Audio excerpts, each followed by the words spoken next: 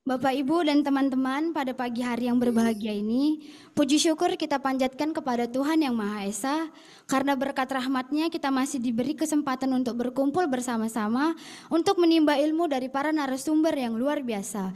Meskipun sebagian teman-teman kita ada yang melaksanakan kuliah umum ini dari online. Semoga kita yang ada di sini dan teman-teman kakak-kakak kelas kalian yang berada di lain tempat, semoga diberikan kesehatan selalu. Kuliah umum kali ini mengasung tema teknologi dan inovasi dalam budidaya udang, peluang dan tantangan untuk generasi milenial. Sebelum memulai acara, perkenankan saya Eva Gracia Pasaribu selaku MC pada hari ini untuk membacakan susunan acara. Yang pertama ada pembukaan, yang kedua sambutan, yang ketiga pembacaan doa, yang keempat, pemaparan materi oleh narasumber sekaligus diskusi dan tanya jawab. Yang kelima, penutup. Memasuki agenda Itu laptop sambutan dari Bapak Yaser Krisnavi atau yang mewakilkan.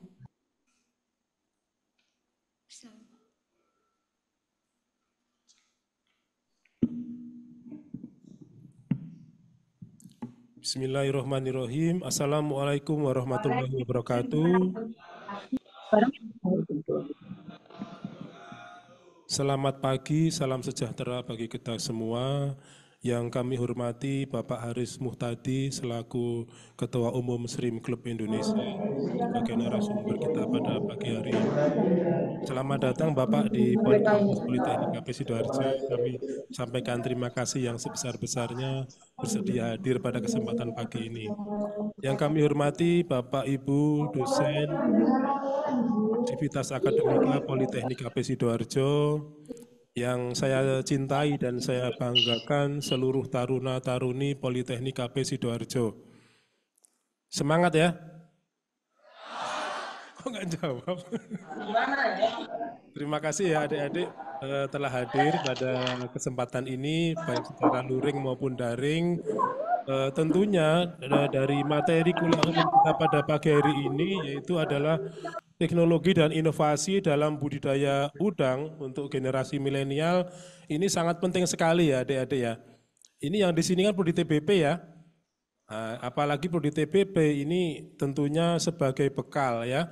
Setelah nanti kalian apalagi yang tingkat 1 ini mungkin belum pernah ya, mungkin belum pernah terjun di tambak, ini sebagai bekal kalian nantinya ya, sebelum gitu ya, atau nanti setelah kalian lulus dari sini tentunya ini sangat penting sekali ya, bisa dipakai sebagai wirausahawan ya, jadi kalian sebagai pengusaha tambak nantinya gitu ya, atau kalian nanti bekerja di perusahaan, tentunya ini sangat penting sekali membekali kalian untuk bekerja di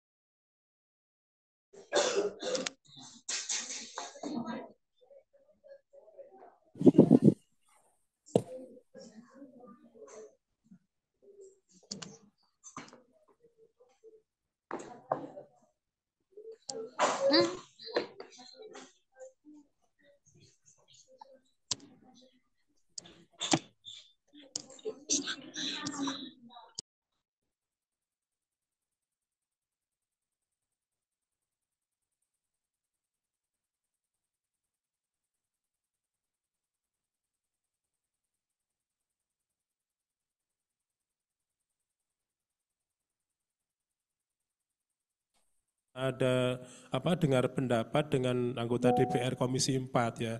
Jadi pagi ini beliau ada secara Zoom dengar pendapat dengan anggota DPR Komisi 4 tentang penerimaan taruna baru.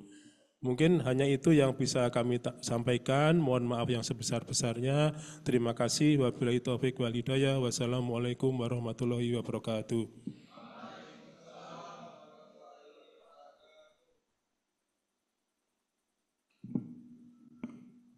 Atas kata sambutannya, terima kasih Pak. Untuk yang selanjutnya, pembacaan doa. Bagi yang bertugas, dipersilahkan.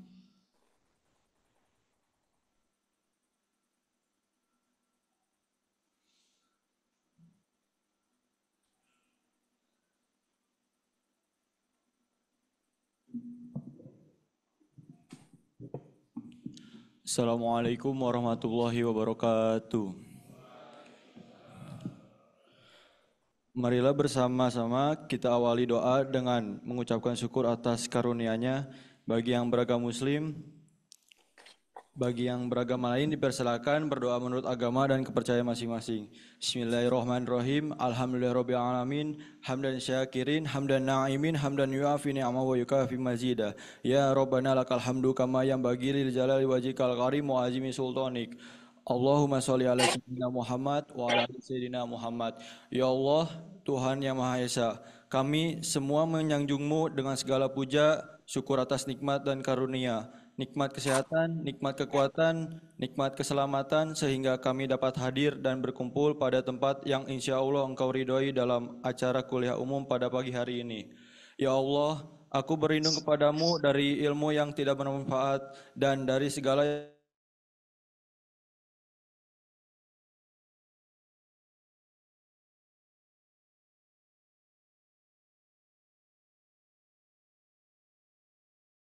dalam cahaya rahmat dan keimanan. Wafatkanlah kami dalam ibadah dan kemuliaan, serta bimbingkanlah setiap langkah kami dengan ridho dan keselamatan. Ya Allah, lapangkanlah doa kami dengan karunia keimanan kepadamu dan keindahan bertawakal kepadamu. Hidupkanlah hati kami dengan bermakrifat kepadamu. Sesungguhnya Engkau sebaik-baik pelindung dan sebaik-baik penolong. Maka kabulkanlah doa-doa kami dan hamba-Mu yang lemah ini. Rabbana atina fid dunya hasanah wa fil akhirati hasanah wa qina azabannar. Subhana rabbika rabbil izzati amma yasifun wa salamun alal mursalin walhamdulillahi rabbil alamin. Wassalamualaikum warahmatullahi wabarakatuh. Selanjutnya memasuki acara inti, yaitu pemaparan materi oleh narasumber sekaligus diskusi dan tanya jawab yang dipandu langsung oleh Ibu Anissa Bias selaku moderator. Kepada Ibu Anissa Bias dan kepada Bapak Haris Muhtadi dipersilakan ke depan. Selamat pagi dan selamat datang di acara kuliah tamu, kuliah umum dengan tema teknologi dan inovasi dalam budidaya udang, di mana di sini kita akan membahas juga dan mengidentifikasi peluang dan tantangan untuk teman-teman terutama generasi milenial. Nah, hari ini sebelumnya yang perlu kita ketahui, kuliah umum ini diselenggarakan oleh Politeknik Kelautan dan Perikanan Sidoarjo, khususnya program studi Teknik Budidaya Perikanan. Perkenalkan sebelumnya, nama saya Anissa Bias Nurani selaku moderator pada kuliah umum pada pagi hari ini. Di sini tujuan kita bersama dalam kuliah umum ini adalah mengeksplorasi kira-kira kemajuan budidaya udang ini sudah sampai sejauh mana sih hingga saat ini. Dan yang paling penting adalah narasumber kita nanti akan mengajak teman-teman nih untuk mengidentifikasi kira-kira peluang dan tantangan apa saja sih yang ada atau yang dihadapi saat ini jika teman-teman ingin masuk atau terjun dalam budidaya udang, ya. Hari ini alhamdulillah kita berkesempatan menyambut narasumber kita yang sangat berkompeten di bidangnya. Selamat datang Bapak Haris Muhtadi. Di sini mungkin saya bisa bacakan biodata beliau secara singkat. Jadi Bapak Haris Muhtadi ini lahir di Pati pada tanggal 26 Juli tahun 1966. Beliau merupakan sarjana perikanan dari Fakultas Perikanan dan Ilmu Kelautan Universitas Diponegoro, Semarang. karir beliau saat ini adalah sebagai Direktur Pemasaran pada Aquafit PT CJ Fit and Care Indonesia mulai tahun 2016 sampai dengan sekarang. Perlu diketahui teman-teman, PT CJ Fit Care and Care Indonesia ini merupakan perusahaan pakan ikan dan udang serta pakan ternak yang memiliki pabrik itu tersebar di seluruh mungkin hampir di wilayah Indonesia ya, ada di Medan, Lampung, Serang, Batang di Jawa Tengah, di Jombang di Jawa Timur dan juga di Banjarmasin. Selanjutnya untuk organisasi, beliau merupakan ketua umum dari Shrimp Club Indonesia mulai tahun 2022 sampai dengan sekarang. Mungkin kita tidak ingin berlama-lama lagi karena mungkin penasaran ya kira-kira materi dari Pak Haris ini seperti apa. Untuk itu kami persilahkan Bapak untuk melakukan paparan. Waktu dan tempat. Saya nggak tahu apakah lebih baik berdiri atau duduk. Bismillahirrahmanirrahim. Assalamualaikum warahmatullahi wabarakatuh. Bapak Direktur, Bapak para Wakil Direktur dan juga para dosen senior dan para mahasiswa yang saya cintai. Ada sedikit confusing ketika saya masuk ruangan ini tadi. Lagunya sangat mudah itu dan membuat saya teringat masa lalu lagu Thousand Years-nya di ruang kuliah, rasanya kayak masuk ke ruang konser. Jadi ke Politeknik Kelautan dan Perikanan atau APS ini semacam homecoming zaman direkturnya Pak Dedi,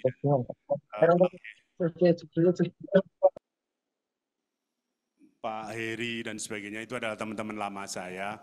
Tapi ada satu yang ingin saya sampaikan sebelum kita memulai presentasi yang judulnya seolah-olah bagus itu, bahwa APS itu, atau dulu namanya SUPM itu angkatannya Pak Putu ini di depan ini teman saya, itu dulu masih SUPM, itu punya posisi yang sangat khas di dalam industri perudangan nasional. Terutama karena saya orang budidaya, orang tambak, punya kedudukan yang sangat khas, punya ruang khusus yang sangat khas di persepsi petambak udang Indonesia. Tanpa bermaksud meledek sisi lain, tapi beberapa manajer tambak dan owner tambak itu punya apresiasi yang sangat khusus, yaitu tentang daya tahan ketika berpanas-panas di tambak, skill yang sudah siap pakai, dan endurance atau stamina kerja dari para lulusan APS.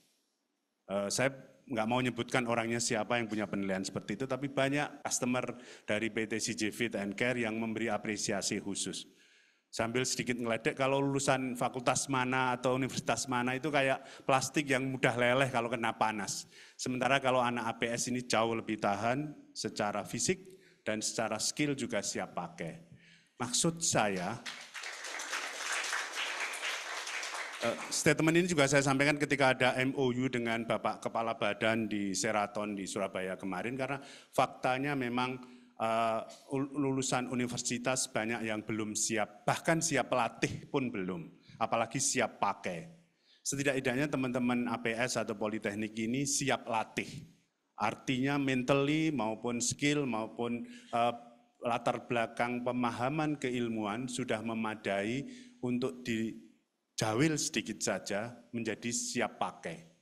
Jujur saya tidak mengatakan bahwa mereka siap pakai, tapi setidaknya siap latih. Dengan satu siklus budidaya saja, mereka teman-teman ini sudah bisa diculno, sudah bisa dilepas untuk menjadi teknisi tambak yang mandiri. Khusus apresiasi untuk teman-teman di sini, tepuk tangan.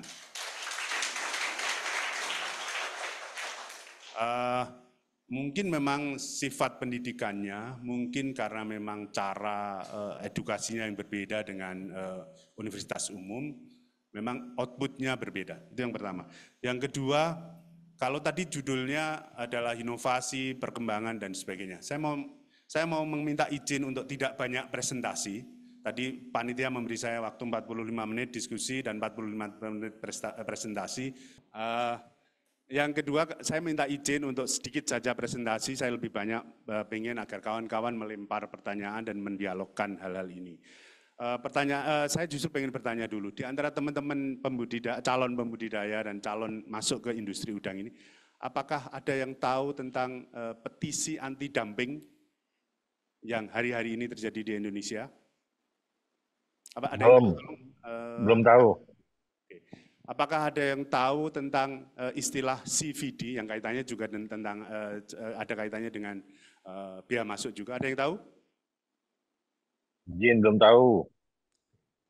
Oke, selama ini dengan screen time, melihat handphone yang mungkin sehari lebih dari 5 jam, sebenarnya informasi apa sih yang diakses oleh teman-teman budidaya ini? Kan setiap saat kalau nganggur, habis sholat, nggak wiridan, tapi langsung melihat handphone, dan seterusnya, itu sebenarnya apa yang diakses informasi selama ini? Apakah hanya TikTok jogetan, atau IG tentang para artis dan sebagainya, apakah nggak ada sedikit saja waktu untuk mengakses hal yang berkaitan dengan calon profesi kita atau disiplin ilmu maupun ruang lingkup kerja kita nanti? Kalau dua pertanyaan tadi tidak tahu, berarti ya mungkin memang screen time, waktu melihat layar handphone maupun layar tablet maupun layar komputer kita mulai perlu disusun prioritas. Karena kalau kita mau masuk ke dunia kerja dan sama sekali buta tentang update informasi dunia kerja kita, betapa tidak tepatnya. Jadi permintaan saya pertama kali, tolong screen time-nya, boleh tetap sehari 5 jam, boleh tetap sehari 6 jam, tapi tolong susun prioritas yang ada kaitannya dengan dunia kerja kita. Sekali lagi tentang screen time, apakah di antara teman-teman ini ada yang tahu singkatan RAS atau RAS? Tolong angkat jari, angkat tangan, silakan. Ya.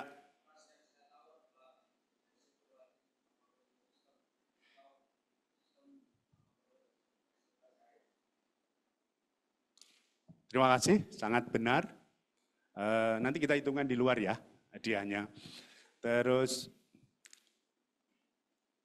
di antara teman-teman yang screen time-nya tadi berisi TikTok, tapi nyatanya juga ada yang tahu tentang detail itu. Betapa tidak pentingnya saya presentasi tentang teknis, karena semua informasi teknis, nyaris apapun di bidang budidaya ini, ada di internet. Ada di YouTube, ada di Instagram, ada di Twitter, dan semuanya. Jadi informasi yang sifatnya teknikal, hal-hal biasa, kawan-kawan bisa akses sendiri, tidak perlu menunggu presentasi dari saya, tidak perlu menunggu apapun. Jadi peran kami, presenter, Bapak dosen ini hanya memfasilitasi dan mengencourage atau memicu rasa ingin tahu kawan-kawan, dan selanjutnya adalah mencari sendiri dan menemukan sendiri. Kalau ada question mark, ada pertanyaan dan sebagainya, baru dikonfrontir, ditanyakan kepada para senior, para dosen, karena beliau punya kematangan, beliau bukan hanya meng-keep informasi, tapi juga pengalaman, kematangan dan sebagainya, sehingga bisa menjawab rasa ingin tahu kawan-kawan. Dalam hal informasi yang kawan-kawan itu akses, kalau memang mau fokus di bidangnya, yaitu budidaya misalnya, bapak-bapak di depan ini bisa kalah dengan kawan-kawan. Karena daya tahan otak, daya tahan mata, daya tahan telinga kan lebih kuat yang anak-anak muda. Tapi dalam hal kematangan, kemampuan menganalisis, kemudian mencerna itu, insya Allah yang di depan ini jauh lebih bagus dibanding kawan-kawan. Maka carilah sendiri sebanyak mungkin, seremang-remang apapun itu informasinya, bawa ke kelas dan kemudian konfrontir dengan para dosen, konfrontir dengan para pelaku untuk mendapatkan kejernihan analisis. Mohon maaf saya malah ceramah tentang ini, nggak ngomongin budidaya. Tapi ini maksud saya adalah agar ruang kuliah ini, ruang manapun di tempat kita berdiskusi maupun mengakses informasi ini, jauh lebih kita perkaya dengan berbagai dialog.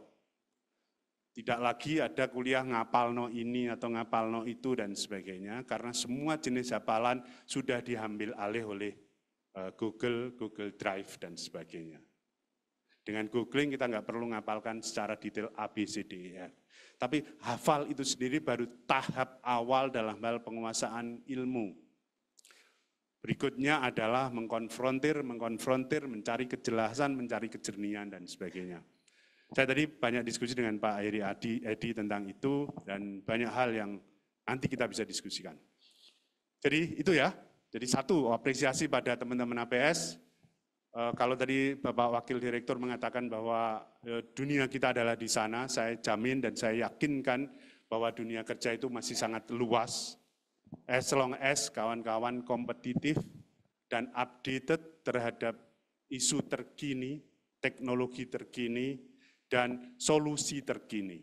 Dan itu fungsinya kampus untuk mengencourage atau memicu agar kita mencari ke arah sana. Saya dititipin salah satu tokoh SCI tentang kualitas apa yang diharapkan dari seorang lulusan politeknik. Salah satunya adalah penguasaan detail tentang lab misalnya. Tentang bagaimana tambak itu bukan lagi memakai feeling, tapi memakai data untuk pengambilan keputusan. Hal-hal yang dulu tidak pernah kita detailkan, sekarang makin detail karena problem penyakit, problem budidaya, dan sebagainya secara umum menjadi lebih tinggi.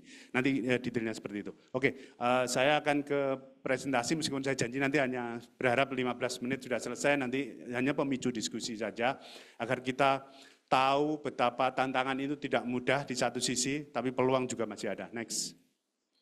Kecil sekali.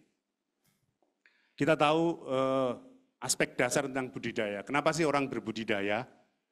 Tentu saja hal-hal yang sifatnya alami, yaitu penangkapan dan sebagainya, tidak cukup lagi memberi kecukupan bagi pemenuhan kebutuhan protein hewani. Maka kemudian fishing atau penangkapan itu cepat atau lambat akan dikalahkan produknya oleh produk-produk budidaya. Kemudian makin rendahnya fishing atau penangkapan terus oleh perubahan cuaca, oleh perubahan iklim atau perubahan global yang lain, declining dari fishing itu akan terus terjadi. Maka peran dari budidaya akan terus meningkat. Nanti ada grafisnya pada titik mana budidaya lebih tinggi dibandingkan fishing. Kemudian populasi yang terus meningkat, kemudian juga teknologi budidaya yang terus meningkat, kemudian makin lama ditemukan sumber-sumber protein nabati untuk produksi budidaya. Next. Next. Ini kita tahu bahwa yang aquaculture itu adalah warna biru atau hijau ya, biru, di mana cepat atau lambat, bahkan pada titik tertentu pada tahun 2020, hasil budidaya itu sudah mulai melampaui hasil penangkapan. Artinya, ya nanti jumlah nelayan akan makin sedikit, jumlah kapal penangkap ikan makin sedikit, jumlah tangkapan per kapal akan makin sedikit, dan itu dikompensasi oleh yang namanya aquaculture. Disitulah letak tantangan sekaligus harapan dan juga peluang bagi kawan-kawan yang mendalami budidaya, ke depannya akan terus-menerus menjadi lebih besar dibandingkan yang berprofesi di bidang penangkapan. Next. Kita bisa lihat ini tentang khusus nanti kita akan bicara tentang udang. Tadi Pak Heri juga, kami juga diskusi tentang betapa aquaculture atau budidaya, kalau kita bicara industri, itu otomatis bicara tentang udang.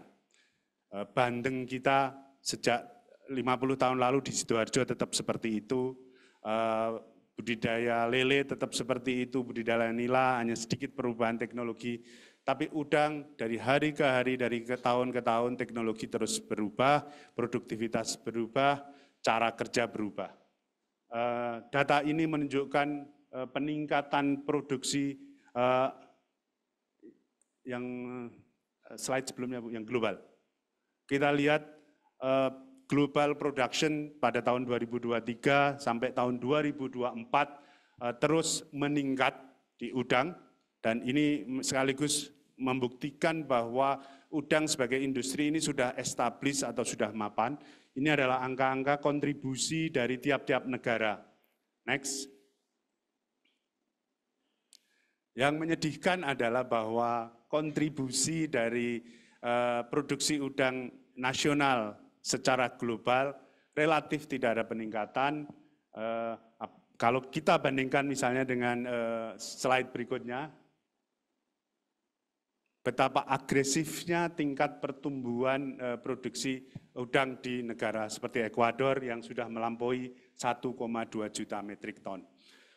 Dua data ini, banyak sekali data riset, tapi dua ini yang selalu membuat kami dari Shrimp Club Indonesia ini agak sulit tidur. Indonesia yang selalu dipuji dengan berbagai pujian tentang potensi, sleeping giant dan sebagainya, tapi produksi udang nasional kita nggak pernah lebih dari 350-400 ribu metrik ton per tahun. Sementara Ekuador dengan teknologi yang madya, bukan teknologi tinggi intensif, dari produksi hanya 200 ribu metrik ton, sekarang sudah menjadi 1,3-1,4 juta metrik ton. Di balik itu ada apa? Di balik itu kenapa? Dan di balik itu bagaimana kita bisa mengejar ketertinggalan itu? Tanda-tanda ke arah sana, riset dan sebagainya di Indonesia belum memberikan titik terang mengejar produksi itu, belum menunjukkan titik terang kenapa kita tertinggal secara signifikan dibandingkan negara yang memang sudah lama budidaya, tapi dari segi teknologi jauh di bawah Indonesia dalam hal intensifikasi. Next.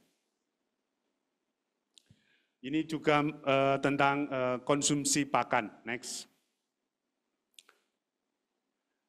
Kita tahu bahwa negara-negara Asia Pasifik ini, negara Asia Pasifik termasuk kita, punya peran yang sangat besar dalam hal kontribusi aquakultur, terutama aquafeed secara keseluruhan, baik udang maupun ikan. Angka ini menunjukkan bahwa wilayah kita ini bukan hanya Indonesia, tapi juga negara-negara Asia Tenggara dan juga Cina dan sebagainya, secara global punya peran yang sangat besar dalam hal konsumsi pakan, otomatis dalam hal budidaya. Next. Ini adalah produksi aquafeed atau pakan aquafeed. Pakan aquafeed artinya adalah pakan ikan dan udang tiap-tiap negara. Dan di Asia ini, di Asia Pasifik itu Indonesia menduduki nomor 4. Artinya kita masih cukup signifikan perannya, tapi tidak pernah bergeser, tidak pernah terjadi peningkatan yang signifikan. Next. Ini adalah spesies-spesies utama yang kita budidayakan, dan bagaimanapun secara volume udang memang tidak setinggi tilapia misalnya, tapi secara nilai atau value, nilai produksinya jauh lebih tinggi dibandingkan tilapia dan spesies lain. Next. Di bidang industri pakan ada beberapa tantangan yang sangat serius, terutama adalah sustainability, di mana market meminta agar penggunaan marine protein sources atau tepung ikan makin menurun, karena pasar menghendaki agar kita industri aquafeed ini tidak menimbulkan kerusakan pada ekosistem laut. Maka teknologi yang utama adalah bagaimana mengembangkan formula pakan yang makin plant-based protein, atau proteinnya berasal dari tanaman, dari soybean, dari jagung, dan seterusnya. Yang kemudian difermentasi, kemudian menjadi protein-protein yang tidak berasal dari marine species. Next. Animal protein ini memang oke, pertanyaan berikutnya, ini masalah screen time. Kawan-kawan ada yang pernah nonton dokumentari yang judulnya Seaspirasi enggak? Laut, dari kata laut dan konspirasi terus disingkat menjadi Seaspirasi. Ada yang pernah menonton film itu? Film ini adalah film dokumenter yang diputar di Netflix, yang diproduksi oleh sebuah NGO lingkungan yang menganggap bahwa seluruh proses penangkapan ikan di laut itu adalah sangat berbahaya, sangat tidak layak. Kemudian seluruh proses budidaya udang maupun ikan, terutama di negara-negara Asia, saat itu contohnya adalah negara Thailand, adalah sebuah kerusakan yang menimbulkan kerusakan yang luar biasa. Sehingga kami sebagai pembudidaya ketika melihat itu betapa LSM lingkungan menganggap budidaya adalah ancaman terhadap kelangsungan hidup dunia atau global ini. Film itu dipuja oleh para aktivis lingkungan, tapi merupakan ancaman yang serius bagi para pembudidaya atau industri perikanan secara keseluruhan. Film ini juga memberi kita gambaran cara pandang yang salah dari pihak lain terhadap kita.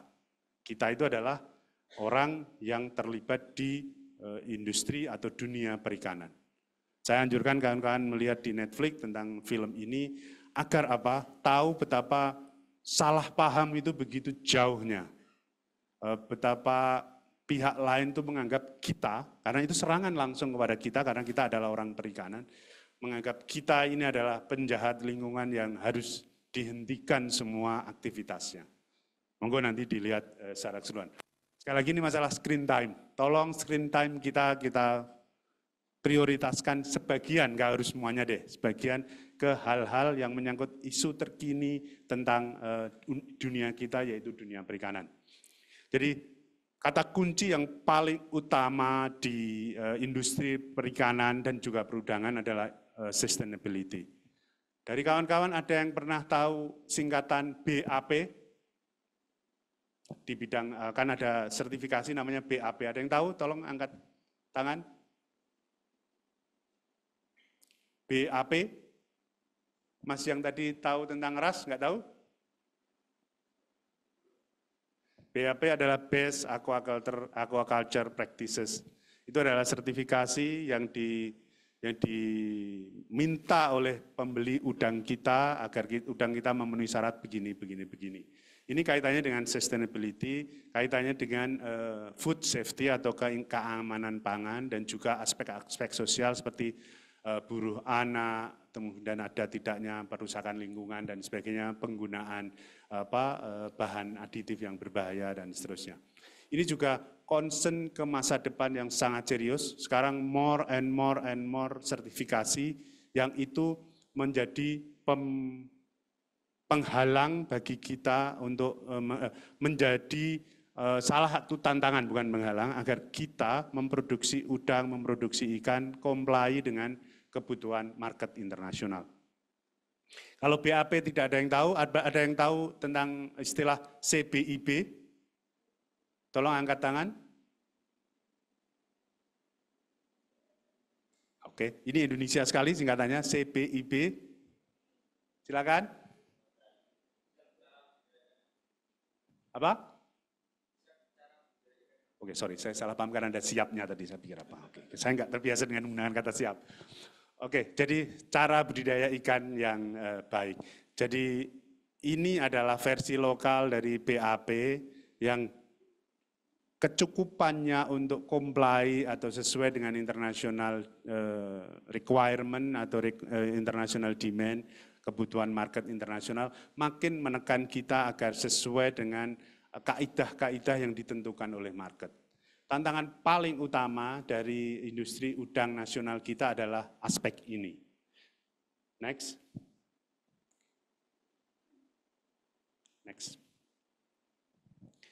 Tadi tentang sustainability. Saya meskipun file ini sederhana, saya terus-menerus mempresentasikan ini, kaitannya adalah dengan perkembangan teknologi formulasi pakan. Kita lihat prosentase penggunaan fish meal dalam formula pakan. Nggak usah diceritakan yang lain, yang saya fokus di udang saja. Dulu beberapa tahun 2006 itu pada formula pakan udang itu dibutuhkan 27% fish meal atau tepung ikan.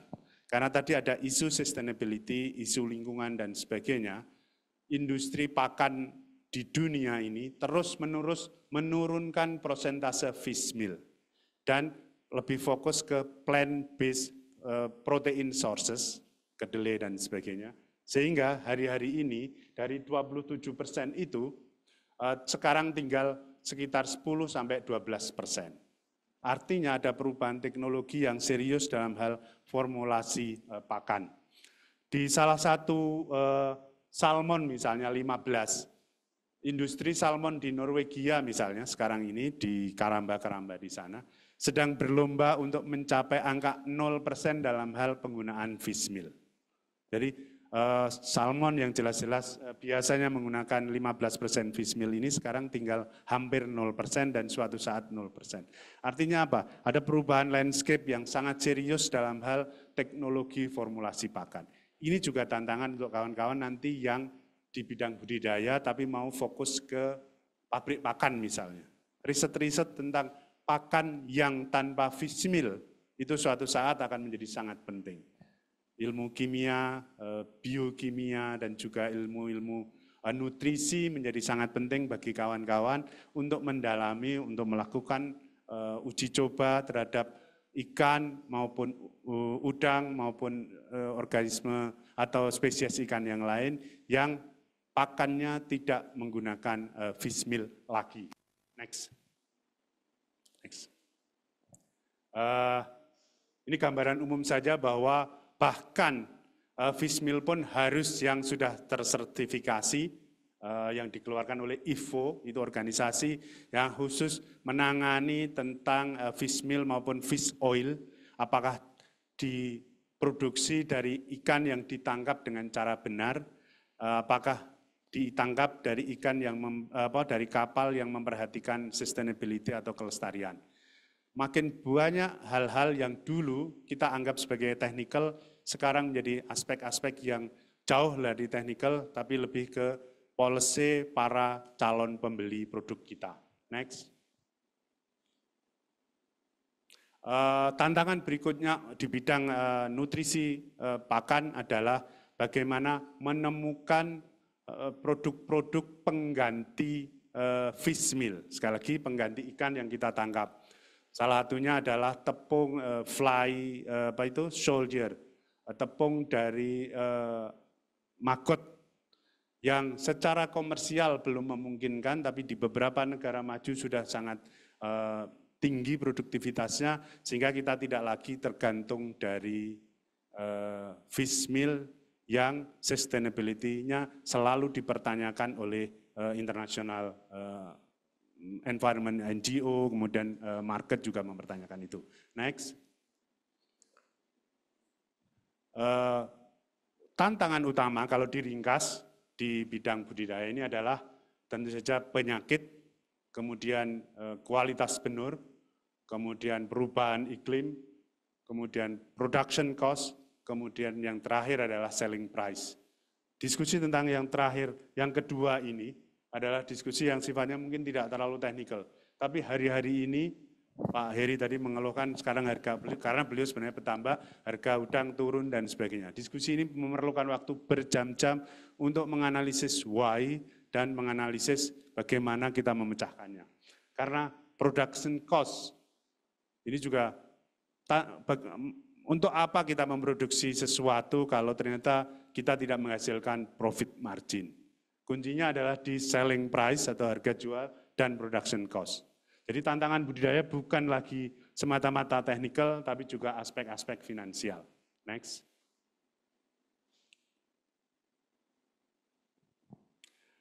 Belum lagi, kalau kita tadi tentang selling price, otomatis kita berbicara tentang market. Sekali lagi tetap sustainability. Market pressure, tekanan dari calon pembeli kita. Kita tahu udang nasional kita 85-90% adalah untuk ekspor, sehingga mau tidak mau kita harus mengikuti pola SOP, cara kerja, dan juga syarat-syarat mereka. Dan itu diperparah dengan adanya NGO, dengan isu lingkungan dan sebagainya. Maka Bapak kalau budidaya udang, kawan-kawan kalau budidaya udang bukan lagi hanya selling price dan production cost, tapi juga apakah memenuhi kaidah budidaya sesuai dengan mereka. Ukuran dari penyesuaian kaidah itu tadi yang disebut BAP, Best Aquaculture Practices, ada sertifikatnya. Kemudian kalau secara lokal, secara domestik ada CBIB, cara budidaya ikan yang baik. Kemudian tantangan yang lain, disease. Apakah dari kawan-kawan ini, saya lempar lagi, ada yang tahu tentang kepanjangan AHPND? Halo? salah satu jenis penyakit. Oke.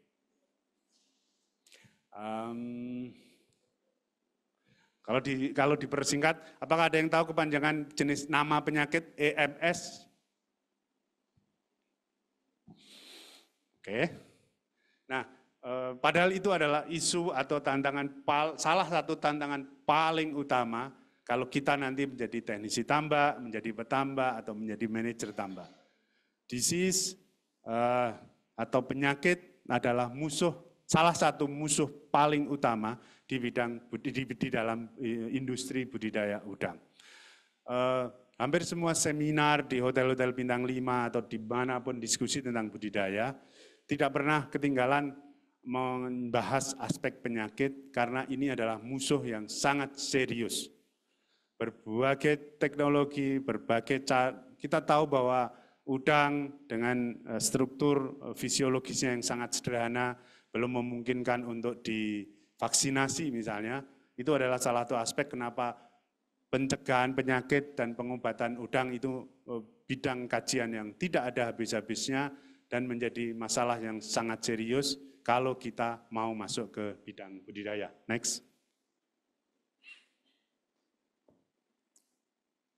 Ini adalah riset yang dilakukan tahun 2023 kemarin, dilakukan oleh Rabobank, mewawancarai seluruh petambak dari negara-negara belahan bumi barat, Ekuador, Meksiko, Brasil, dan belahan bumi timur, Asia Tenggara, Cina, dan sebagainya.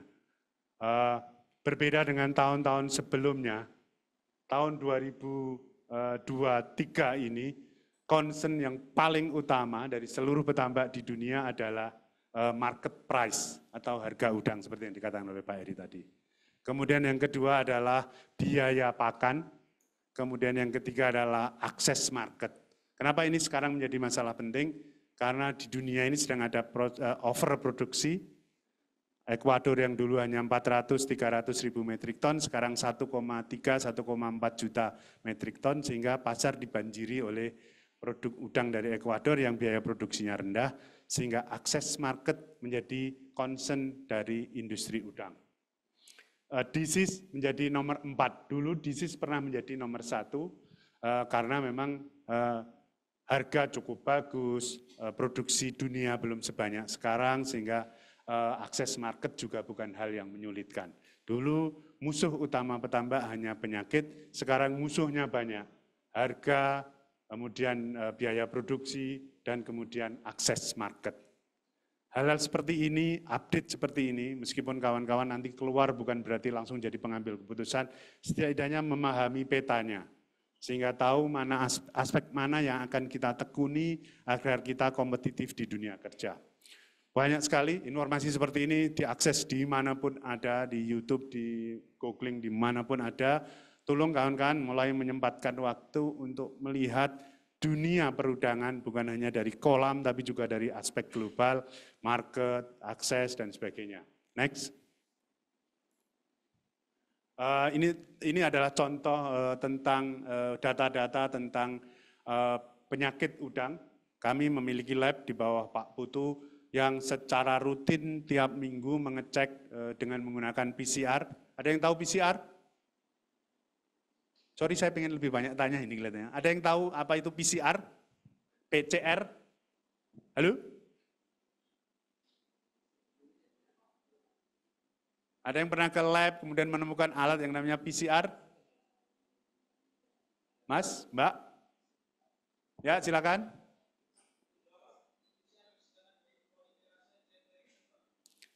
Terus fungsinya, cara kerjanya? Oke.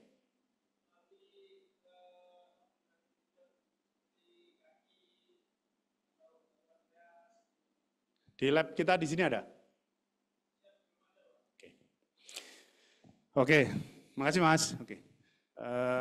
Tidak ada toh nyatanya, Mas siapa tadi? Mas Mernanda juga tahu. Yang lain ini nggak mau jawab atau nggak tahu? Kan ada 2 kemungkinan tahu. Tingkat 1 ya.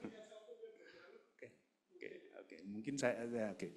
Jadi ini tadi adalah next data tadi. Presentasinya Mbak. Ini adalah tentang grafis, tentang hasil pengamatan sampel udang secara nasional yang di perusahaan kami memang punya lab di Situbondo, di Kebumen, di Serang, kemudian di Lampung kita punya lab PCR. Kita collect data dari tambak customer-customer CJ, kemudian secara rutin tiap minggu, tiap bulan, kemudian kita buat grafik. Next-nya. Sangat detail kami memiliki data seperti ini untuk menduga atau bisa memahami apa yang sedang terjadi di lapangan, sehingga kita bisa mengetahui estimasi kemungkinan kegagalan, kemungkinan keberhasilan dari data tersebut. Ini tadi yang saya sebut tantangan utama untuk di Indonesia saat ini, salah satunya adalah penyakit. Next. Ini kalau berdasarkan bulan, grafiknya seperti ini. Ada penyakit WFD, WSSV, kemudian IMNV, kemudian EMS. Jadi karena masih tingkat 1 saya nggak perlu tanya lagi. Ada yang sudah senior nggak? Tolong, ada yang tahu tentang penyakit WFD? Atau IMNV? Atau WSSV? Atau siapapun yang tahu? Silakan.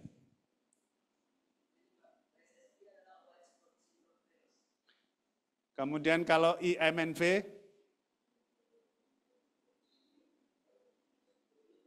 oke. Next datanya. Next Bu. Jadi ini adalah monitoring pada tahun 2022, 2023 dan seterusnya. Kami memonitor situasi penyakit di tambak udang di Indonesia, berbagai jenis penyakit, white phases, kemudian WS atau white spot, kemudian MIO, IMNV, dan kemudian EMS atau AHPND. Dan ini dicek dengan menggunakan alat yang namanya PCR.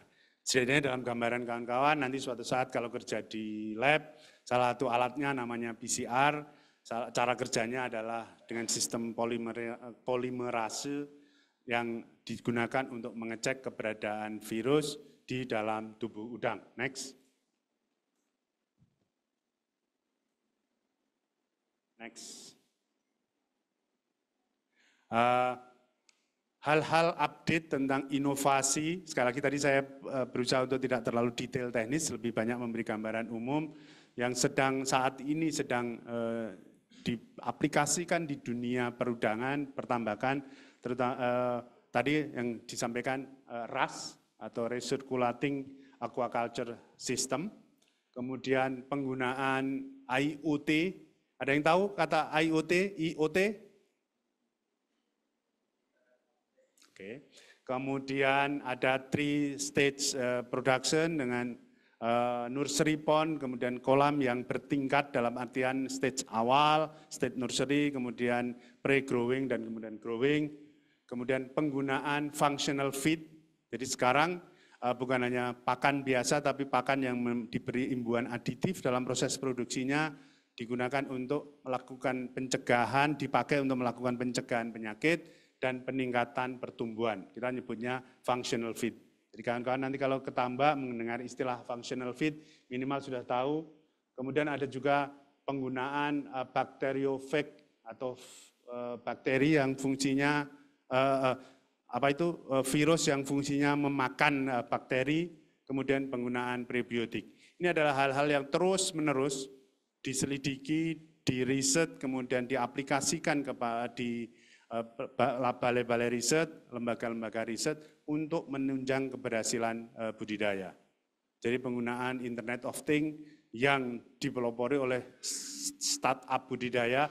Di antara semua teman ini ada yang tahu nggak startup budidaya di Indonesia namanya apa aja? Startup tahu ya?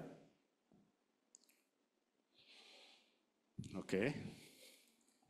Ada yang tahu dari teman-teman mahasiswa? Startup budidaya. Ini juga bukan tantangan, ini juga adalah peluang yang besar bagi kawan-kawan yang menyukai bidang komputer, bidang pemrograman, peluang kerja di bidang startup perudangan. Kalau mungkin kawan-kawan nggak tahu, saya beritahu, ada namanya Jala, ada namanya Aviary, kemudian Aqua Easy, dan lain-lain. Ini adalah startup atau perusahaan rintisan yang membutuhkan talenta-talenta dari fresh graduate Indonesia yang kuat secara komputer, kemudian juga punya pemahaman tentang budidaya, karena dua ilmu ini dikombinasikan untuk membuat aplikasi-aplikasi yang kemudian dipasarkan dan kemudian diterima oleh para pembudidaya untuk dipakai. Jadi peluang kerja yang saat ini sangat besar dan juga imbalan besar adalah startup di bidang budidaya. Kalau startup secara umum mungkin kawan-kawan tahu Gojek, Tokopedia, atau yang lain-lain itu adalah bukan budidaya, tapi di bidang budidaya ada startup yang sangat khas cara kerjanya, yang saat ini berjuang untuk membantu petambak meningkatkan produksinya, mengurangi risiko budidaya, dan sampai saat ini masih dalam proses perkembangan dan pertumbuhan karena belum ditemukan pola yang sangat pas untuk memecahkan masalah-masalah budidaya. Jadi nanti kawan-kawan bukan hanya berkutat menjadi teknisi tambak atau dinas perikanan atau yang lain, kerja di bidang startup ini juga sangat menjanjikan dari segi prospek ketenagakerjaan. Next. Ini adalah cara kerja bakteriofag yang tadi saya sampaikan. Detailnya nanti bisa dipelajari sendiri, tapi intinya adalah bagaimana agar katakan misalnya Vibrio parahemolyticus sebagai penyebab AHPND misalnya bisa dikurangi atau dibunuh dengan menggunakan konsep bakteriofag. Bakteriofag konsepnya adalah virus yang memangsa, memfage bakteri. Next. Ini adalah konsep detailnya, nggak perlu saya ceritakan, apalagi tadi diberitahu baru tingkat 1, jadi makin nggak perlu untuk diceritakan. Next.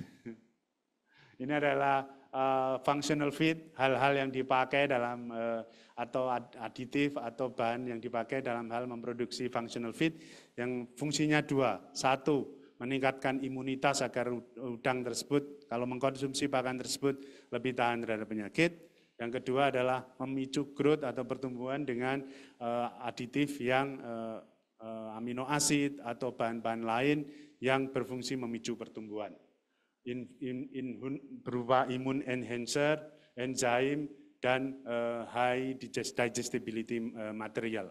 Kalau high digestibility artinya bisa cepat didigest dan menjadi daging, kemudian enzim juga mempercepat proses, kemudian immune enhancer adalah untuk mengurangi atau mencegah serangan penyakit, meningkatkan daya tahan tubuh udang. Next. Ini tadi ringkasannya, next. Ini juga sama, functional feed untuk pencegahan penyakit dan peningkatan pertumbuhan. Next. Terus, terlalu detail. Terus, ini adalah juga produk-produk biofermentasi, biasanya adalah sel dari yeast cell wall yang menghasilkan manan oligosakarid, itu adalah pemicu pertumbuhan sekaligus peningkatan imun atau immune enhancer. Next. Terus.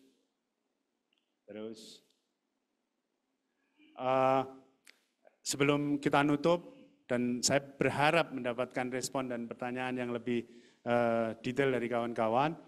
Ini adalah outlook tahun 2024 tentang udang Indonesia secara keseluruhan.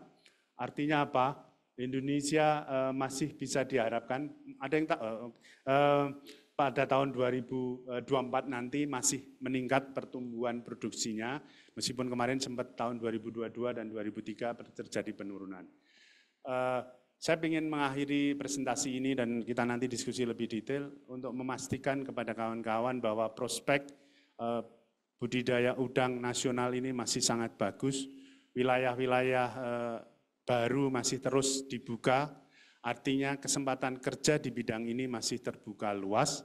Sekali lagi, syaratnya kawan-kawan harus kompetitif, update terhadap informasi terkini, punya mentalitas yang kuat bekerja sebagai orang lapangan dan tidak berhenti-berhenti untuk meningkatkan skill, baik soft skill maupun hard skill, agar kita siap latih dan dalam waktu singkat bisa menjadi siap kerja. Terima kasih. Assalamualaikum warahmatullahi wabarakatuh.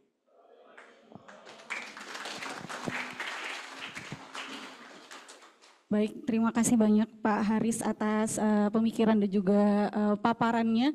Itu sangat membuka pemikiran kita semua gitu terhadap industri budidaya udang yang masih sangat besar ya Pak ya untuk peluangnya. Terutama tadi kalau saya bisa ambil kata kuncinya itu adalah quality towards sustainability. Jadi kualitas untuk menuju keberlanjutan. Kenapa kita bilang kualitas ya teman-teman sekalian? Karena ada banyak standar gitu loh yang sudah atau regulasi mulai dari tadi ada best aquaculture practice ya kan, terus ada cara budidaya ikan yang baik yang tujuannya adalah agar budidaya itu semakin berkualitas, hasilnya juga berkualitas dan dengan harapannya ketika kita melakukan budidaya yang berkualitas itu akan menuju keberlanjutan. Jadi budidaya itu tidak hanya untuk saat ini tapi akan terus sustain sampai di masa yang akan datang. Selanjutnya mungkin saya akan berikan kesempatan ya untuk teman-teman yang ada di ruangan mungkin untuk memberikan pertanyaan. Saya buka untuk 3 penanya pertama. Silakan nanti teman-teman bisa mengangkat tangan gitu. Selanjutnya juga kami juga membuka sesi melalui pertanyaan melalui Zoom ya. Jadi mungkin kita mulai dulu yang di dalam ruangan, baru kita lanjutkan dari teman-teman yang sudah bergabung melalui Zoom. Silakan di sini mungkin ada adik-adik sekalian atau mungkin ada Bapak dan Ibu yang ingin berdiskusi, terutama adik-adik kalau misalnya tadi ada beberapa istilah yang asing, itu coba tangannya itu lebih aktif gitu loh, mencari istilah-istilah baru gitu loh. Bahkan kalau kemarin kita waktu debat capres aja ada banyak singkatan itu harus langsung di search gitu kan. Nah kalian juga harus seaktif itu gitu loh. Apa tadi ada IMNF, terus ada HPND, terus ada EMS. Nah itu silakan di kepo istilahnya kan kalau anak zaman sekarang ya itu silakan di search ya kan. Istilahnya gunakan secara bijak screen time teman-teman. Ada pertanyaan? Ada pertanyaan? Ayo silakan buka mungkin. Ini ada perdana remaja.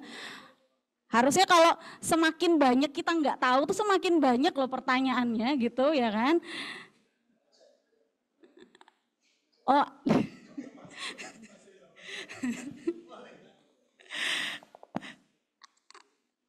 Oke, ini ada mungkin pembukanya bisa ya kita mulai dibuka dulu oleh Bapak Dr. Suseno.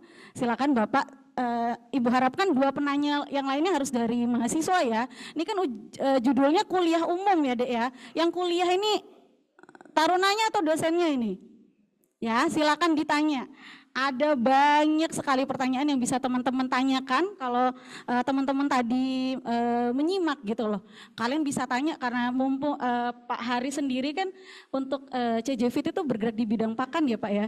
Jadi mungkin bisa bertanya inovasi pakan itu sampai sekarang yang sudah dikembangkan atau apa itu teman-teman bisa nanya gitu loh. Mungkin silakan Pak Seno, oh sudah ada mic-nya. Silakan Terima Bapak. kasih atas waktunya. Salam kenal Bapak. Nama Taruna Suseno. Ya. Saya ingin bertanya yang pertama masalah benur atau bibitnya. Ini sering kalau kita beli benur itu mesti dikasih surat apa ini bahasanya bebas dari ada 7 macam itu ya. Penyakit ya. Tapi kenyataannya saya tes itu juga masih ada itu Pak. Nah, sehingga intinya caranya gimana kalau memang kita beli benur tapi sudah membawa penyakit itu. Yang pertama, yang kedua ini teknik mengatasi penyakit di lapangan itu saya tadi sekilas ada istilahnya penyakit dilawan sama bakteri yang lain gitu ya. Itu kira-kira mereknya apa ya yang memang sudah sampai saat ini kalau itu namanya memakan Vibrio atau itu karakternya apa, tapi yang paling baik ya yang direkomendasi oleh Stream Club ini kira-kira apa. Tuh, terima kasih Bapak. Ini dari saya, salam kenal. Assalamualaikum warahmatullahi wabarakatuh. Mungkin bisa langsung dijawab saja ya Pak ya, sambil menunggu adik-adik Taruna mempersiapkan pertanyaannya.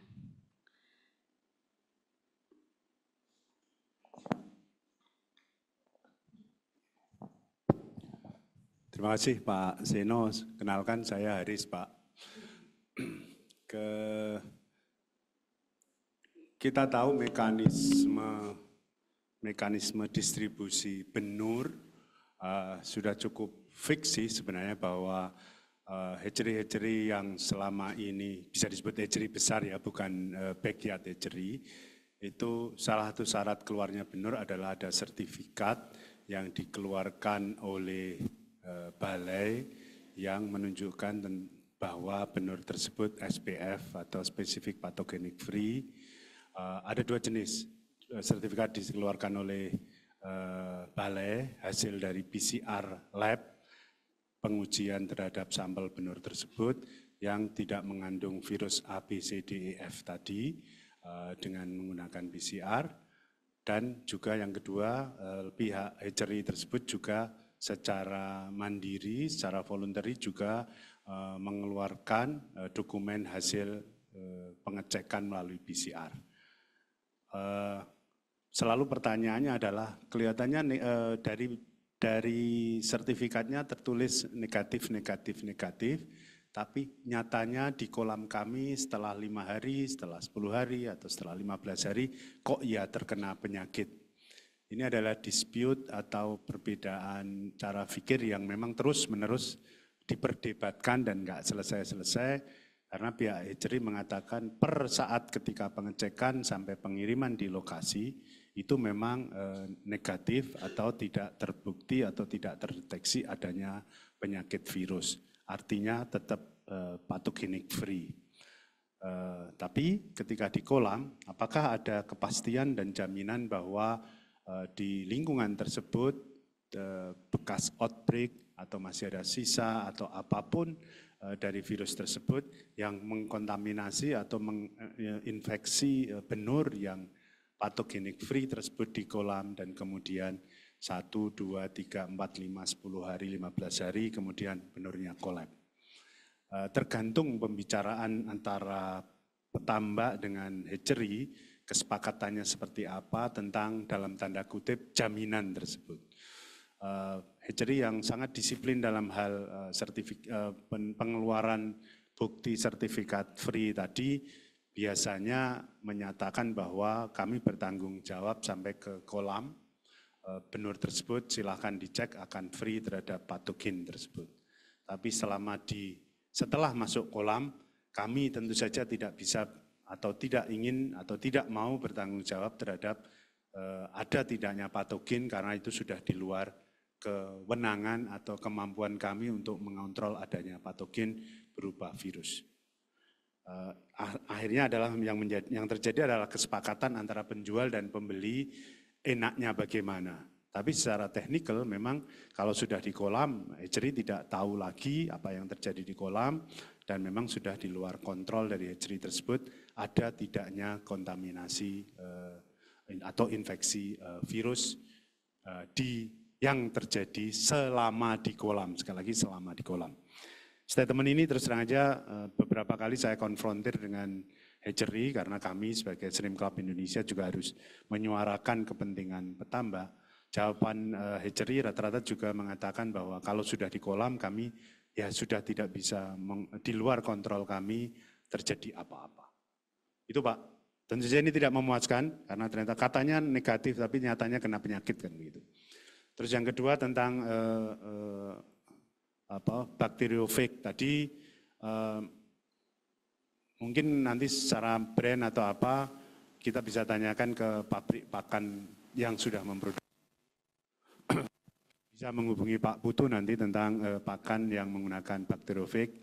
Pak Putu ini dari PT JJ Feed and Care di Jombang sana. Intinya cara kerjanya sejauh ini efektif, tentu dengan syarat dan ketentuan tertentu. Kalau wilayah tersebut outbreak bukan hanya AHPND, karena ini spesifik untuk AHPND Pak Putu ya, untuk Vibrio parahemolyticus, VIR-A dan VIR-B, sehingga kalau penyebabnya adalah virus yang lain, misalnya Mio atau apa, juga kemungkinan belum efektif. Dia hanya efektif pada untuk menyerang atau membunuh atau mematikan, memfake Vibrio parahemolyticus. Terima kasih.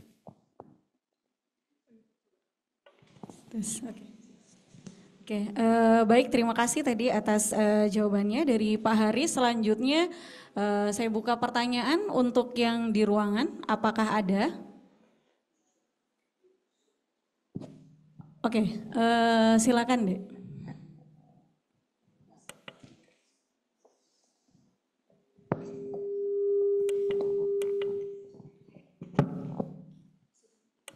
Baik, terima kasih atas kesempatannya Ibu Bias. Mohon izin bertanya Bapak terkait keberadaan tambak. Jika kita berpikir visioner ke depan, mengetahui fakta bahwa lahan semakin sempit, berkurang karena digunakan sebagai hunian manusia atau rumah. Dan itu juga berdampak terhadap kelangsungan keberadaan tambak yang secara otomatis semakin menipis untuk dibangun karena lahannya juga semakin kecil. Nah, pertanyaan saya, mohon izin meminta pendapat Bapak terkait jika kemungkinan terburuk itu terjadi dan tambak semakin sempit, bahkan katakanlah tidak bisa bikin tambak yang luas atau besar karena sudah semakin sempit. Solusi apa yang dapat Bapak tawarkan untuk merespon permasalahan tersebut? Sekian, terima kasih. Itu saja. Terima kasih Mas. Ini tidak hanya terjadi di sektor budidaya atau perudangan atau pertambakan. Hal yang sama mungkin bisa kita amati di sektor pertanian secara umum. Dulu ketika kita kecil merasa bahwa sebelah kita ada sawah, sekarang juga sudah nggak ada kan. Ketika zaman tahun 70-an sawah masih di dekat rumah kita dan sekarang sudah menjadi estate atau perumahan. Itu adalah gejala umum di mana tadi populasi yang meningkat otomatis penggunaan ruangan menjadi space untuk budidaya berkurang, budidaya pertanian, budidaya peternakan, budidaya perudangan juga sama. Solusinya ada dua hal utama. Yang pertama adalah mungkin pernah dengar kata urban farming. Urban aquaculture juga kita sudah lihat beberapa tambak, maka teknologi RAS, pernah dengar tadi RAS ya, itu lahannya sempit, kemudian resirkulasi, pembuangan limbahnya menjadi sangat terkontrol, stocking density-nya meningkat, sehingga meskipun dengan lahan yang sangat terbatas, bisa dihasilkan produk dengan kualitas dan kuantitas yang sama dengan lahan luas. Silakan di googling, di YouTube begitu banyak RAS, urban aquaculture atau tambak udang, nanti dilihat di salah satu di Singapura begitu banyak, tambak bahkan dibuat di dalam gedung bertingkat karena keterbatasan lahan, keterbatasan air dan sebagainya. Silakan di googling, di YouTube juga banyak sekali tentang penggunaan RAS maupun urban budidaya udang di tengah kota atau di dalam kota atau di pinggir pantai tapi dengan lahan yang sangat terbatas.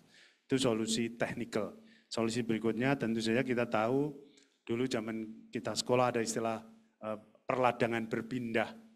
Sama dalam hal udang mungkin kawan-kawan tahu investor yang dulu berbudidaya di Situbondo, di Banyuwangi oleh keterbatasan lahan, oleh peningkatan polusi, oleh sulitnya budidaya karena penyakit outbreak, maka pada pindah ke Sumbawa, ke Lombok, ke Luwu, ke Gorontalo, ke Sulawesi Utara, kemudian ke Indonesia Timur di Pulau Seram dan seterusnya.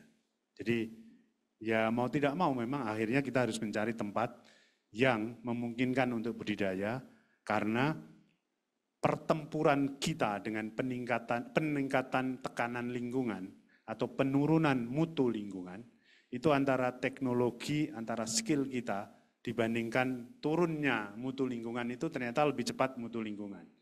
Orang dulu bisa budidaya di Tegal Pare, di Sumber Beras, atau di daerah Banyuwangi yang dulu masih aman. Sekarang nyaris nggak ada tambak udang yang bisa berjalan dengan mudah di daerah tersebut.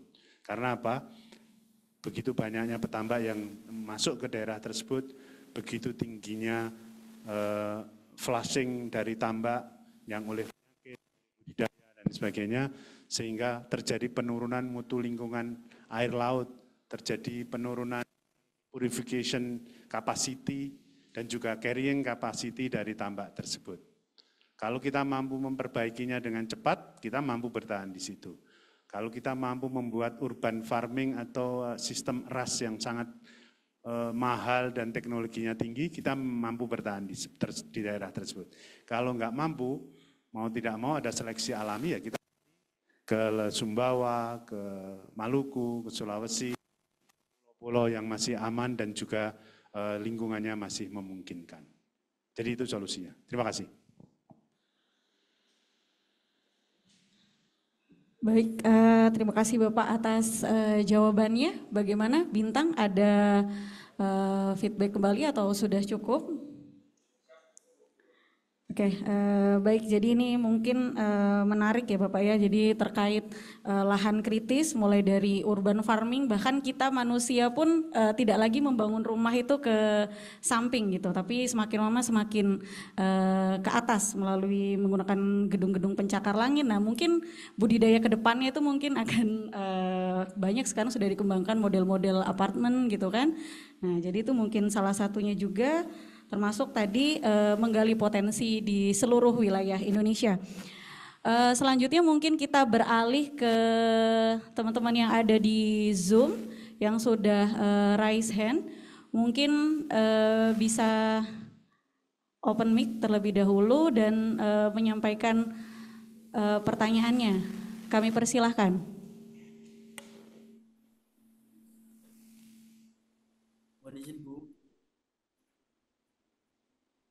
Apakah suaranya sudah terdengar? Sudah, Dek. Assalamualaikum warahmatullahi wabarakatuh. Mohon izin Pak, mohon izin Bu, mohon izin memperkenalkan diri. Nama Taruna Madya, Haji Bayu Kesatria Hanafi, Program Studi Mekanisasi Perikanan, asal Sidoarjo. Mohon izin Pak, mohon izin bertanya. Saya memiliki beberapa pertanyaan yang nantinya akan jadi bekal buat saya pribadi dan mungkin buat rekan-rekan yang lainnya. Yang pertama, langkah apa saja yang perlu disiapkan jika ingin berwirausaha di bidang budidaya udang. Kemudian yang kedua, berapa sih modal yang dibutuhkan untuk memulai berwirausaha di budidaya udang. Kemudian mengelola budidaya udang agar mengurangi angka kerugian itu bagaimana. Kemudian yang terakhir, pemasaran marketing untuk hasil dari budidaya udang itu seperti apa? Baik, terima kasih Pak. Mohon izin. Assalamualaikum warahmatullahi wabarakatuh. Terima kasih. Mungkin jawaban saya tidak enak, tapi saya harus ngomong apa adanya. Jangan terjun dulu ke wira swasta, tingkatkan dulu skill. Salah satu ketergesaan dari teman-teman yang memiliki pengetahuan tentang budidaya misalnya adalah terlalu cepatnya untuk terjun secara mandiri. Saya lebih menganjurkan untuk bekerja di tempat tertentu, mengasah skill, mengasah pengalaman, jangan terlalu lama, punya cukup skill dan pengalaman, baru kemudian berusaha mandiri menjadi wira swasta di bidang pertambakan. Saya juga harus mengatakan apa adanya, nambak tidak mudah, risikonya tinggi,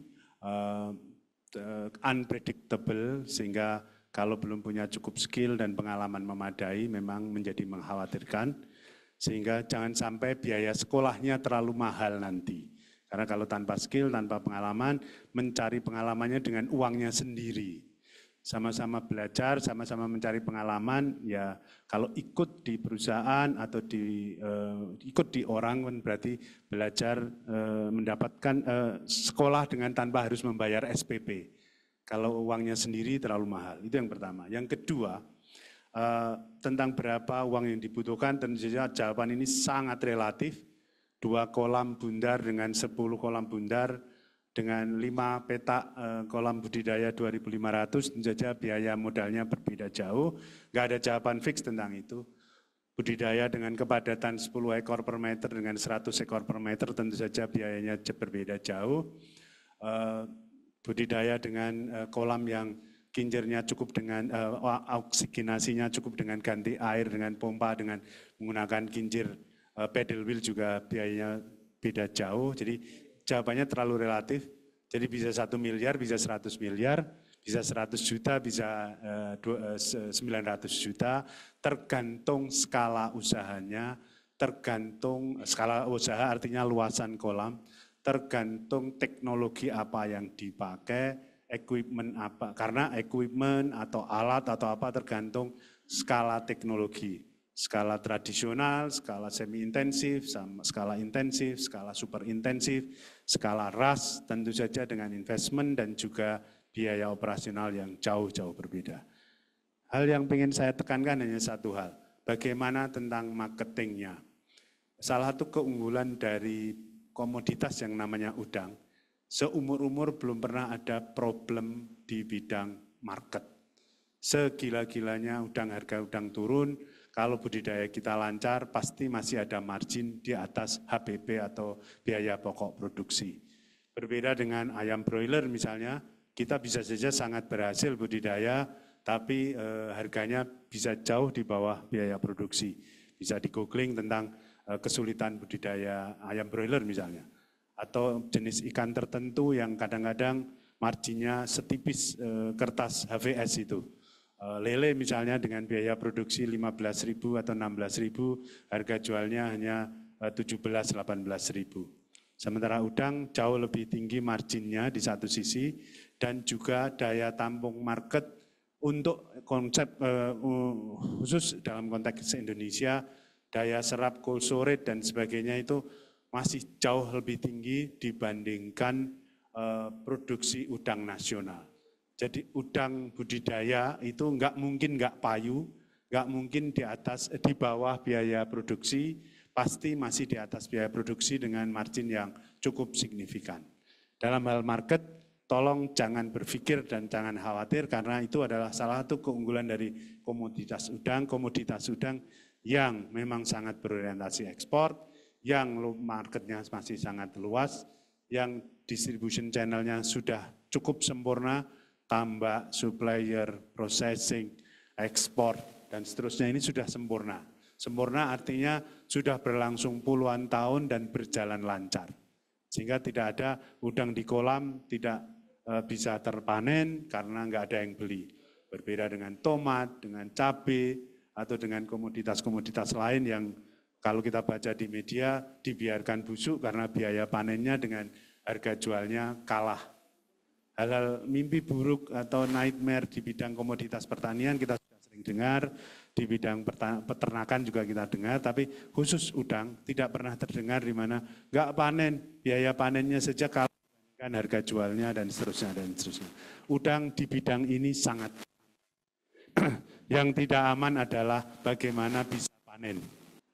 Oke baik, berarti kita anggap saja bahwa sudah terjawab mulai dari apakah langkah kita setelah lulus itu apakah langsung buru-buru berwirausaha. Jadi tadi sudah terjawab. Jadi minimal di sini kan teman-teman menuntut ilmu gitu kan. Nah, teman-teman merasakan dulu lah nanti di dunia kerja seperti apa, dikumpulkan pengalamannya benar tadi seperti yang dikatakan Pak Haris. Jadi istilahnya belajar tapi dengan menggunakan uang orang lain, perusahaan gitu kan. Kalau gagal dari budidaya sendiri kan habis duit kita kan. Nah ini ibaratnya teman-teman menggali lah di luaran. Terus pengelolaan budidaya juga tadi tergantung Dan itu ada peluang untuk budidaya udang itu masih sangat terbuka lebar.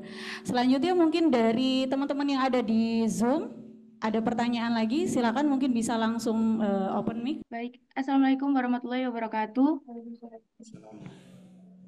Mohon izin memperkenalkan diri, nama Taruni Lujeng Andayani dari Program Studi Teknik Budidaya Perikanan. Mohon izin Pak, mohon izin bertanya. Seperti yang kami ketahui Pak, bahwa penyakit udang sampai saat ini menjadi ancaman terbesar bagi petambak udang. Bahkan ada beberapa penyakit udang yang tidak ada obatnya dan mengharuskan panen lebih awal walaupun ukurannya masih kecil. Lalu bagaimana teknologi dan inovasi telah digunakan untuk mendiagnosis penyakit dan mengatasi tantangan penyakit dan polusi pada budidaya udang? Siap, terima kasih.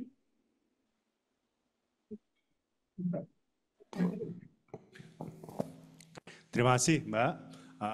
Pertanyaan pendek yang jawabannya harusnya sangat panjang, tapi budidaya itu kan bermula dari ada gium lama, para petambak lama maupun para teknisi bahwa budidaya udang adalah bagaimana mengelola air. Jadi kata kuncinya, karena kita tahu bahwa udang itu relatif tidak bisa diobati, jadi bagaimana mengelola air agar udang comfort, bisa hidup nyaman, makan dengan layak, dan kemudian bisa bertahan, tumbuh, dan kemudian menjadi besar. Kualitas air yang dijaga itu kita tahu ada yang namanya parameter kualitas air. Yang paling utama adalah DO atau oksigen, kemudian pH, kemudian bahan-bahan toksik seperti amonia maupun nitrit. Menjaga keseimbangan ini adalah salah satu tugas paling serius dari seorang teknisi tambak agar parameter tersebut sesuai dengan kaidah budidaya. pH tidak boleh ada guncangan lebih dari 0,5 ppm misalnya, DO tidak boleh kurang dari 4 ppm misalnya. Tapi itu semua harus dimulai dengan penggunaan benih yang berkualitas. Maka tadi diskusi utama kita adalah bagaimana memilih benih yang secara pasti dia SPF atau Specific Pathogenic Free.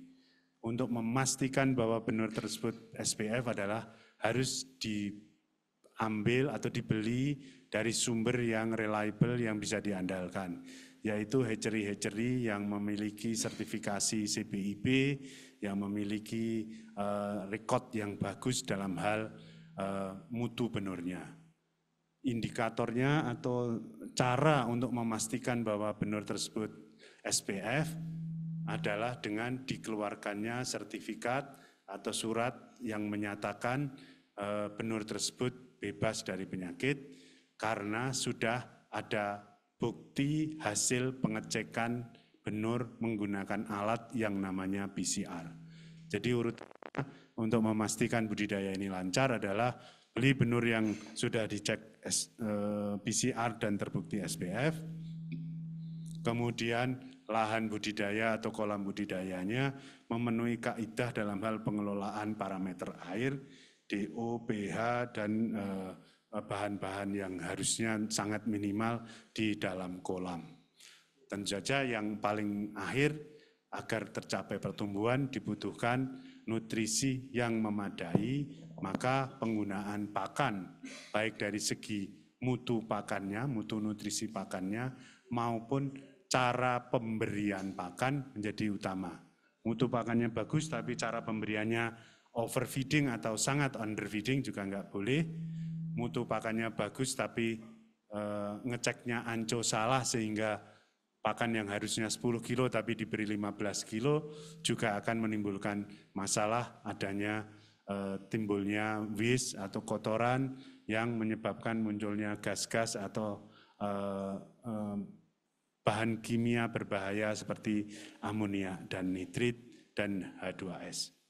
Ini adalah jawaban secara umum yang cukup mudah untuk diomongkan, tapi untuk mencapai parameter-parameter ini perlu pengalaman, skill, pengetahuan, kemampuan membaca data, kemampuan mengolek sampel, kemudian menganalisa data tersebut di laboratorium. Terima kasih. Baik, terima kasih Bapak atas jawabannya. Selanjutnya dari teman-teman yang di Paciran tadi, ada tambahan lagi deh atau sudah cukup? Halo?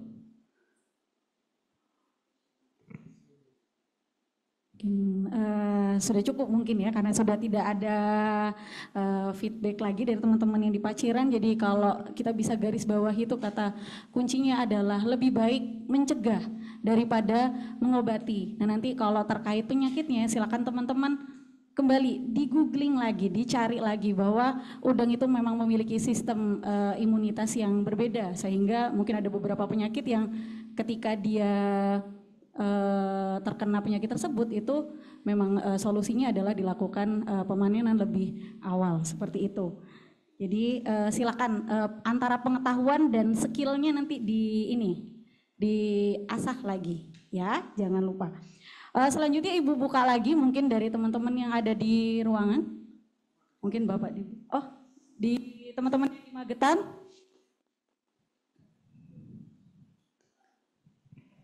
Silakan, ada Dek?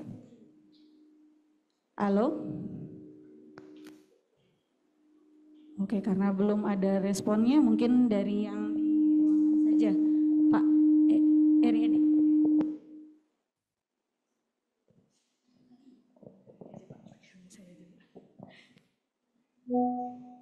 Ya, Assalamualaikum warahmatullahi wabarakatuh. Terima kasih Pak Haris telah memberikan wawasan yang luar biasa untuk kita semua calon-calon pembudidaya udang. Pak Haris, bahwa kami mengusahakan budidaya udang ini sudah kurang lebih 3 tahun. Ada 12 siklus yang kami lakukan secara berturut-turut, kemudian dapat dinyatakan bahwa 12 siklus itu tidak pernah gagal. Kami menggunakan air sumur bor yang sebenarnya dilarang karena belum ada izinnya. Tapi kok tidak tegur sama sekali. Kemudian kenapa kami menggunakan air bor? Karena kami sangat takut dengan penyakit, terutama kalau air-air perairan umum itu pasti pernah bersentuhan dengan penyakit dari mana-mana. Karena itu kami menglokalisir penyakit itu dengan menggunakan sumur bor dengan salinitas yang rendah. Sengaja itu salinitas rendah, karena berdasarkan pengamatan kami selama 12 siklus, kami tidak pernah kena AHPND. Jadi kalau AHPND bisa mengatasi, tapi ada penyakit yang tidak bisa kami atasi, yaitu WSSV atau bintik putih atau white spot virus. Begitu kena WSSV, terutama pernah dilakukan di Pasuruan dengan salinitas agak tinggi, memang salinitasnya 30. Itu udang banyak yang kolap. Tapi pada salinitas rendah, udang tidak pernah kena WSSV. Apakah WSSV ini dapat dihindari dengan salinitas rendah? Karena pada salinitas tinggi di Pasuruan itu selalu kena WSSV.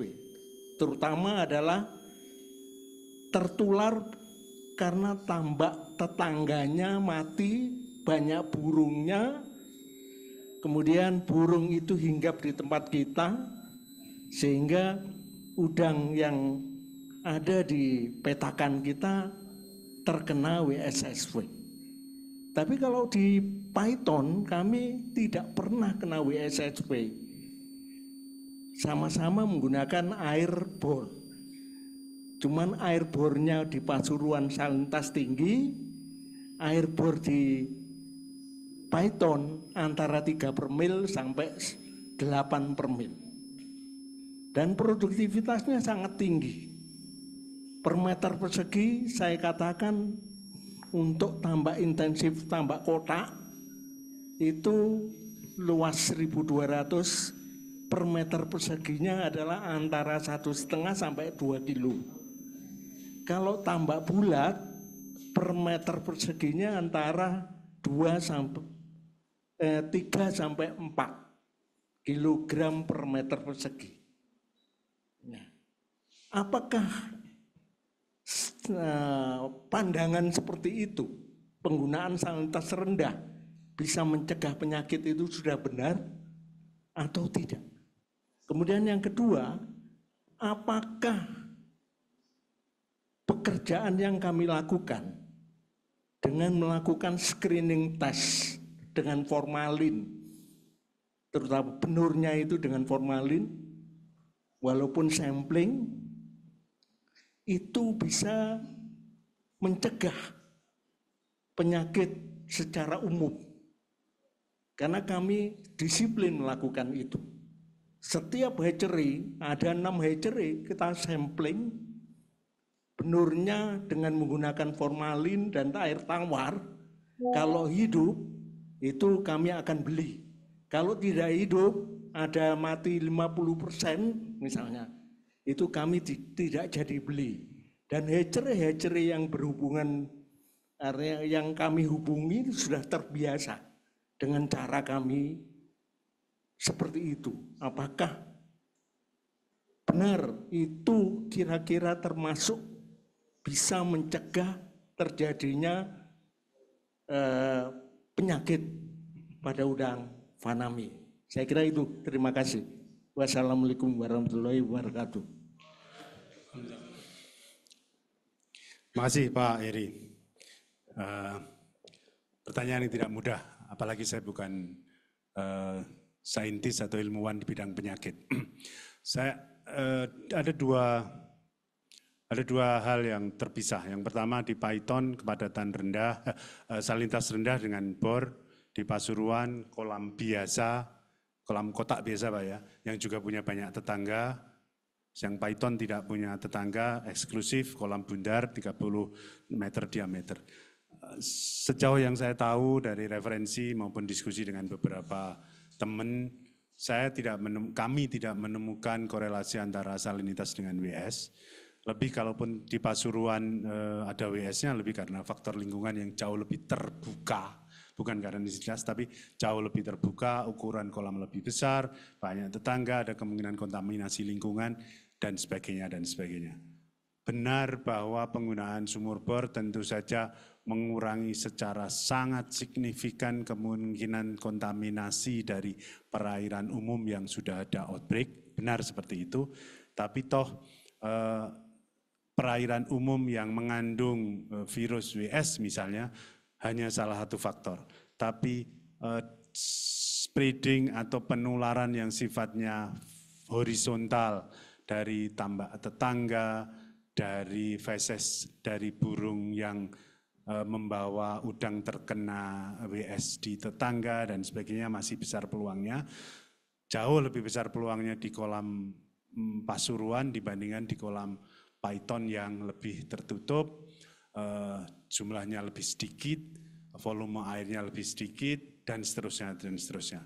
Saya personally, moga-moga tidak salah, tidak melihat korelasi antara perbedaan salinitas tersebut dengan ada dan tidaknya WS. Lebih karena variabel-variabel lain, parameter-parameter lain, yaitu terbukanya lingkungan tambak di Pasuruan dibandingkan lingkungan tambak di Paiton. Itu yang pertama. Yang kedua, ya tentu saja sebagai petambak salah satu saringan utama adalah bagaimana melakukan screening agar benur tersebut secara formal dengan PCR terbukti free formal.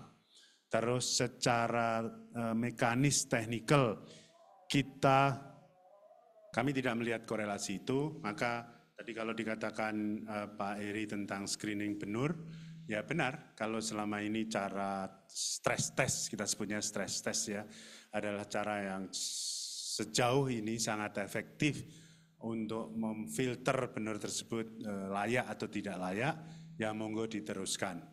Baik menggunakan air 0 ppt maupun penggunaan formalin. Biasanya ada juga yang bersikap tidak terlalu kejam hanya menggunakan air aqua, ada yang selain aqua juga menggunakan formalin. Itu kalau selama ini dianggap efektif sebagai cara untuk memfilter atau menyaring benur, ya itu harus kita lakukan. Saya tadi buka WA dari Pak Yanuar, kemungkinan beliau ikut di forum ini, Januar dari Banyuwangi, mungkin Pak Heri kenal, mengatakan bahwa bahkan kalau di Banyuwangi, air sumur bor pun ternyata terkontaminasi WS. Jadi kalau Pak Heri tadi mengatakan menggunakan sumur bor di Paiton, salah satunya adalah untuk memastikan bahwa airnya tidak terkontaminasi. Dalam case Banyuwangi, sekali lagi dalam case Banyuwangi, sumur bornya pun sudah terkontaminasi oleh WS. Mekanismenya kayak apa menjadi tanda tanya kan? Kok bisa sumur bornya bisa kemasukan WS? Mungkin sekaligus untuk pertanyaan jawaban untuk Pak Yanuar, karena Pak Heri tadi mengatakan sumur bornya jaraknya berapa kilo Pak? 2 kilo dari pantai, kemungkinan sekali lagi kemungkinan sedikit lebih aman dibandingkan yang sumur bornya di bibir pantai. Mungkin itu menjawab misteri bahwa selama 11 siklus budidaya, sumur bor yang dipakai oleh Pak Heri di Paiton karena jaraknya 2 km bisa disebut aman dan belum pernah terkontaminasi adanya WSSW. Jadi meskipun Pak Yanuar nggak tanya, ini sekaligus kami jawab karena sebelum diskusi tadi, sebelum acara tadi saya sempat diskusi dengan Pak Heri tentang kondisi tambaknya di Paiton. Terima kasih. Seperti itu, jadi mungkin pertanyaannya terkait dengan manajemen pakan yang baik dalam budidaya udang seperti itu Pak. Mungkin perlu dikoreksi kalimatnya, penggunaan pakan makin sedikit makin mendapat keuntungan, mungkin perlu yang dikoreksi itu. Ada konsep dasar atau filosofi dasar dalam hal penggunaan pakan. Yang pertama, dulu kita meyakini overfeeding atau pakan berlebih itu pasti jelek, karena bukan hanya boros tapi juga merusak lingkungan dan menimbulkan efek ikutan berupa penyakit ABCDEF. Itu konsep yang pertama. Yang kedua, pakan sedikit belum tentu baik, tapi sedikit underfeeding. Kalau butuhnya 100 kilo diberi 94 atau 96 atau 98, jauh lebih aman dibandingkan kalau berlebih. Itu kan konsep lama, tapi dalam konsep baru, pakan ini menjadi sangat tinggi karena kita tahu pakan itu sekitar 50% dari biaya produksi budidaya. Ada yang lebih, ada yang kurang. Maka konsep FCR atau Food Conversion Ratio ini menjadi penting. Tapi pentingnya FCR itu berkaitan juga dengan pertumbuhan. Saya sebut tricky, pakan kebanyakan yang jelek, kesedikitin juga jelek, karena kalau sedikit nanti pertumbuhannya tidak optimal, tidak bisa memanfaatkan secara optimal potensi genetik dari udang tersebut untuk tumbuh. Bukannya FCR-nya menjadi baik karena pertumbuhannya terhambat, malah FCR-nya menjadi jelek. Konsep FCR ini sendiri berubah-ubah tentang FCR ideal maupun tidak. Saya ingat ketika kita nambah 15 tahun lalu, FCR 1,5, 1,6 itu dianggap oke-oke saja. Sekarang ini kalau enggak 1,1, 1,2, 1,3 belum dianggap oke. Artinya ini bagus bahwa ada perkembangan pemikiran, perkembangan teknologi dan keterampilan dari petambak untuk di satu sisi FCR bisa dipertahankan efisien yaitu 1,2, 1,3, tapi di sisi lain juga bisa tetap mempertahankan pertumbuhan. Sekali lagi ini enak diomongkan, tapi begitu rumitnya konsep tentang feeding program dan juga blind feeding, yaitu memberi pakan secara blind antara umur hari pertama sampai hari ke-20 atau 25 atau bahkan 30. Kemudian bagaimana membuat jumlah pakan harian dibandingkan berat biomas seluruh udang di kolam tersebut. Itu adalah upaya yang secara saintifik sudah ada tabelnya, sudah ada hitungannya, tapi tidak serta-merta bisa langsung diaplikasikan karena teknisi tambak atau petambak harus meraba dulu airnya. Meskipun menurut tabel hari itu pakannya misalnya hari, tapi kalau hasil perabaan kualitas air, tingkah laku udang sedang tidak bagus, tentu saja tidak boleh kita beri pakan 40. Saya sebutnya meraba dalam konteks bahwa kita harus mengkolek data kualitas air, parameter air, kemudian mengambil keputusan apakah air tersebut layak atau tidak, perlu perbaikan atau tidak, baru kita juga memutuskan pakannya apakah sesuai tabel atau sesuai kalkulasi atau justru kita kurangi. Ini adalah never ending diskusi yang tidak pernah berhenti dan juga otak-atik yang nggak pernah berhenti dan nggak bisa dirumuskan dengan satu formula, pakannya segini atau berapa persen dari berat badan. Tidak pernah bisa diputuskan fix seperti itu, karena kalau bahasa Jawanya angon mongso, melihat situasi air, melihat kondisi udang, dan yang juga sangat penting adalah jenis pakan yang kita pakai, nutrisi pakan yang kita pakai, apakah bisa optimal untuk pertumbuhan atau tidak. Sekarang ini secara umum di market ada pakan premium dengan protein 35 sampai 38, ada pakan standar dengan protein 32 sampai 35, kemudian ada pakan ekonomis yang proteinnya antara 28 sampai 32, tergantung apa itu stage produksinya, kalau crumble-nya segini dan sebagainya. Nah, apa kita sedang memakai pakan jenis apa? Semua pakan secara nasional sudah ada SNI-nya sehingga mutunya pasti terjaga. Tapi apakah kita pakai Pertamax Turbo, pakai Pertamax atau Pertalite kan gitu. Semuanya juga bisa dipakai dan semuanya boleh dipakai. Pertalite juga enggak salah kalau mau efisiensi, Pertamax juga baik, sangat baik, tapi Pertamax Turbo sangat bagus untuk balapan. Ini kan konsep sederhana yang enggak pernah selesai. Bukan nggak pernah selesai, artinya harus terus-menerus di-adjust. Pada titik tertentu kita pakai pakan jenis apa untuk fokus di efisiensi atau fokus di pertumbuhan, fokus di FCR atau fokus di pertumbuhan.